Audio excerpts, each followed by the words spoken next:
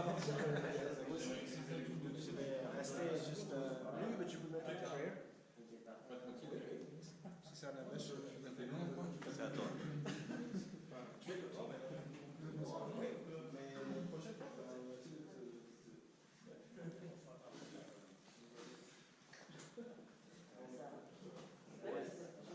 Well, I say in advance that the title of the presentation is not really, is not really reflective what it's going to be about.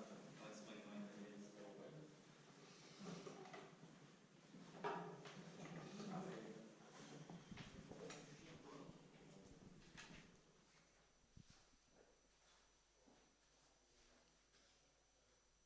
Je commence? Okay. So, hi everyone. My name is Daniil. Thanks for being here, and thanks for Jean for inviting me to speak today, even though the invitation was rather on short notice. So I apologize from the beginning for speaking in English because French is the fourth language I learned, and presenting in it I'm not as much at ease as presenting in English, which was my first foreign language. So the topic of my presentation tonight actually will be about the innovative blockchain platforms, but first of all, well, some personal introduction. So why am I talking about the blockchain, and who am I? Well, it's true that I'm not a developer, nor am I an entrepreneur or a cryptographer. So bear in mind that anything I say tonight may be sheer nonsense, So don't. So several months ago, I finished a PhD in economics here in X, and the topic of my research was not at all related to blockchains, but I'm also, since 2008, I've been a libertarian. So when Bitcoin, the first blockchain, was released, it was a kind of a toy for libertarians. And as an aside, I should say that I wish I had treated Bitcoin, let's say in 2011 or 2012, as something more of a toy. You understand what I mean? I would have probably be much more wealthy now. But anyway, with the arrival of Ethereum in 2015, I became a small investor in 2016, and because of that, I've been and even though in the end I didn't gain a fortune, and actually I've suffered badly because of that when the altcoins finally crashed completely in the summer of this year. But I followed the space quite closely since then, and for now it has kind of become a sort of job for me for the moment. So I'm working now for somewhat for a blockchain project in Malta called Incenti Studio, whose principal project is to develop games based on blockchain. But there are other. If you want to talk about it, we can discuss.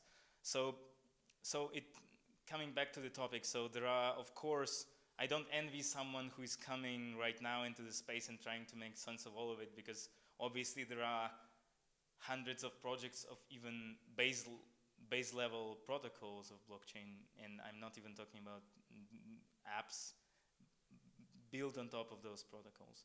But anyway, despite the fact that there will probably be no blockchain to rule them all, the vast majority of currently existing or developed blockchain projects are going to fail. So nonetheless, I think that even though blockchain technology in the end may turn out to be useful only for creating niche currencies or exchanging digitized pictures of cats, nonetheless, I think there are a lot of people way smarter than me who think that, well, the potential is much bigger than that. So, but before I speak about, as I promised, about really innovative platforms, I would like to say a word about those who are, in my view, overvalued or non-starters. And these projects are very popular now. So the projects are EOS, Tron, and IOTA, for example. these are very popular because they raised a lot of money, especially EOS, who raised an astonishing like $4 billion for development. But in the end, I think each one of those projects is actually fundamentally flawed in one way or another. So if you want me to explain why, I can briefly do this in questions or individually if you want. But also there are, in my view, a lot of solid projects, some of which are listed here. So projects which try to develop the new versions of blockchain with the newest consensus technologies or technologies of smart contracts or whatever.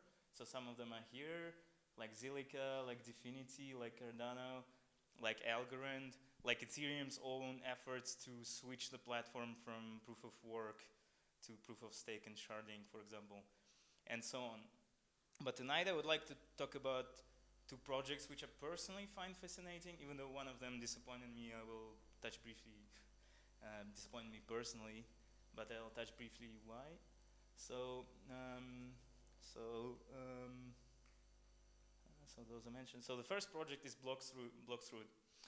Bloxroot, it's not really a separate blockchain platform. It's rather a platform for scaling other blockchains. And the person the individual who is behind this platform, like the biggest promoter and the biggest researcher behind it, his name is Emin Günsirer. He's very famous in the space. He's a professor in Cornell. And so the innovative thing about this protocol is basically that the consensus is not achieved by one node. Well, like the consensus block is not produced by one node, for example, like in proof of work, or by a specified bunch of nodes, like in delegated proof of stake, for example, like in EOS. But it's in a way produced by all the nodes. And as an analogy to help you understand how this happens, imagine you are at a stadium and 50% of people are, and you including them, and 50% of the people exactly have yellow flags, and 50% of people have red flags. And the ultimate goal is for everyone to have the same flag. So the idea is that each person samples a certain small number of other people and chooses the flag which he or she sees the most. And according to the model, it's likely that one of the colors will be slightly oversampled. So, and this thing is then iterated every time, and in the end, according to the tests and whatever, this allows to achieve consensus. And when computers do this with blocks, it's obviously much faster than when humans do it with flags. And the advantages of this, this remains still a procedure which is probabilistic, and that's why head Ethereum researcher Vlad Zamper criticized this approach, and I'm not competent to judge the credibility of his criticism, but I think there are a lot of researchers who agree that this is a very promising approach. And it's promising especially because it's enhancing security, because it's very difficult to take over the network because there is no mining power and there is no discretion for the nodes about what they're doing. So if you want more details about this, you can ask me. Then the second project which I'm a big fan of is called RChain. So RChain is a project conceived by mathematician Greg Meredith. It's a project that tries to introduce a lot of groundbreaking innovation. First of them is basically the same consensus protocol on which Ethereum is working, which is called Casper, but they have all likelihood of introducing it much faster than Ethereum because they do not have to switch the already existing network to it. And the second even bigger innovative feature that this project has, it is based on a wholly different model of computation than even almost any other computer language. So any other computer language, many of people here know it better than me because I'm not at all a technician, but it's based on something called lambda calculus, so basically on sequential execution of instructions. Whereas the so-called raw calculus, the calculus based on pi calculus, which Greg Meredith developed, is essentially truly asynchronous. So it's not at all easy to explain how exactly this works, and I invite those really interested. I can give the links and everything. There's a very good tutorial which is surprisingly accessible even for people with only basic notions of programming like me, tutorial in Roland, the smart contract language of our chain, made by Joshi Orndorff, and it really kind of shows what this thing is about. But basically, the idea is that instead of having a bunch of variables on which instructions are implemented, you have processes which sort of listen on channels. And a process can only listen on a channel if it has received the cryptographically protected the name of that channel. And so the process only does something if it receives on that channel a bunch of code or a value or values of some kind or whatever. So it's a totally, but this allows kind of more asynchronous. You can have processes which, when they don't need to do anything, they don't do anything. They just went for the coming inputs. And this, according to some researchers, this allows to enhance the security of smart contracts and also enhance the scalability of the whole computational infrastructure of this blockchain. So this project disappointed me personally because I was a small investor into it, and because they communicated badly and because they didn't sell their crypto, which they had in their treasury, on time. They had financial trouble and the price of their token crashed, but they still managed to continue their development effort, and they're still far from mainnet, but they have a testnet, and I think they're in the right direction. So I invite you to follow this project and other solid projects that I mentioned. So that's what I wanted to tell you today. Thanks for your attention.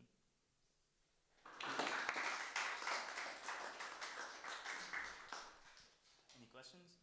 Je peux répondre aux questions en français.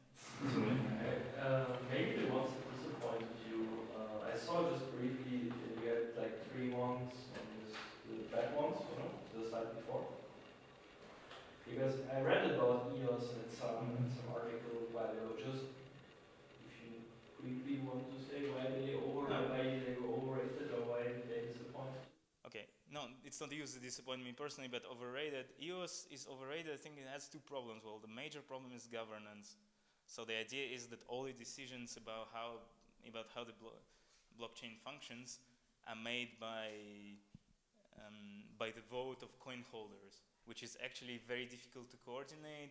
There are poor incentives for coin holders to participate because, well, we know that a lot of people don't vote at the elections either, and this is even more tricky, I guess, to get them to do this. And so there is a lot of problem with bribing coin holders, and then there are big coin holders, so it's kind of governance is a mess. And secondly, actually their claims about very high scalability, they were tested by a project which is called White Block, and so the White Block team, when they tested their network, they found that essentially when you put it into a real world environment, it doesn't perform at all at the high level that they support. And it's actually a pattern because the founder of this project is Dan Larimer, and every one of his projects that he founded, including BitShares, Steam, and this, despite all the hype and whatever, in the end it never achieved, it was never a complete scam, but it never achieved the lofty potential which it was presented as aimed at. Yeah. Have a launch online preuve technique ou c'est purement expérimental? Ça il faut étudier, mais ils sont en train de développer leur plateforme et je pense que il faut étudier parce que j'ai pas étudié en détail, j'ai étudié plutôt les explications du protocole, mais ils ont...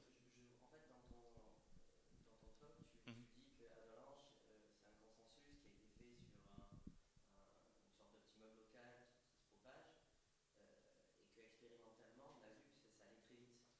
Est-ce qu'aujourd'hui, on a une preuve mathématique qui montre que... Ah ouais, il y a un papier, à la base, il y avait un papier qui était...